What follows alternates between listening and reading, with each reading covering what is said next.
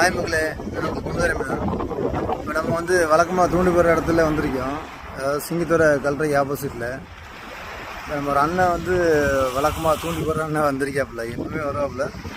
எந்த காற்றா இருந்தாலும் மழையாக இருந்தாலும் கரெக்டாக வந்துடுறாங்க தூண்டி போடுறது. இப்போ அந்த அண்ணன் தான் பாருங்களேன், நம்மளாவது ஒரு தூண்டி 2 தூண்டி போடுவோம். அந்த அண்ணன் 6 தூண்டி போடுவாப்புல. அதில் மொதல் தூண்டியை காட்டுறேன் பாருங்கள்.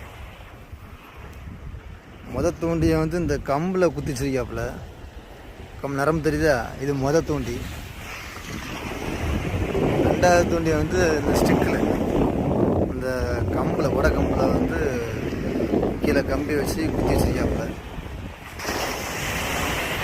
ரெண்டாவது தூண்டி. மூணாவது தூண்டி இங்கே கிடக்கு. இது மூணாவது தூண்டி. ஆனால் கையில் கொண்டது 2 தூண்டி. 5ஆச்சு. ஒரு தூண்டியை சுற்றிட்டாப்புல. அண்ணன் போன வாரம் நல்லா பெரிய பெரிய மீன்லாம் பிடிச்சாப்புல. அந்த அண்ணன் 1 கிலோ 2 கிலோ பாறை நல்லா பிடிச்சாப்புல.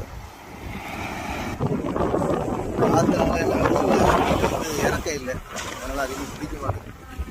கிட்ட 10 நாள் ஆச்சு மீன் பிடிச்சி. நாங்களுமே பார்த்தோம். மீன் பிடிச்ச மாதிரி தெரில. ஆனால் இது சூப்பர் ஸ்பாட்டு. ஒரு 10 நாளைக்கு முன்னாடிலாம் இங்கே நல்லா பெரிய பெரிய மீன்லாம் பிடிச்சோம். 3 கிலோ 4 கிலோ சைஸு. அப்புறம் ஒரு 20 நாளைக்கு முன்னாடிலாம் 15 கிலோ 28 கிலோ வரைக்கும் பாறை அந்த இடத்துல கை தூண்டில் வச்சு நாங்கள் மீன் பிடிச்சிருக்கோம். இப்போ 5 தூண்டி போகிறோம்.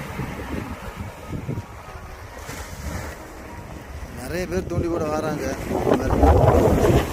இங்கே ஒரு டீம் உட்காந்துருக்கு. 2 தூண்டி போட்டு வச்சுட்டு உட்காந்துருக்கு. இங்கே 2 உட்காந்துருக்காங்க. இங்கேயும் ஒரு டீம், சின்ன டீம் உட்காந்துருக்கு. நம்ம அண்ணன் தூண்டி போட்டு டயர்டாகி கிளம்பிட்டாங்கன்னு நினைக்கிறேன். அங்கேயும் ஒரு அண்ணன் தூண்டி போட்டுருக்காங்க.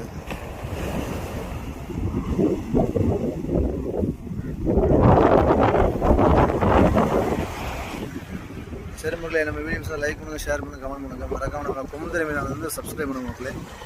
அடுத்த ஒரு நல்ல வீடியோவில் சந்திப்போம்.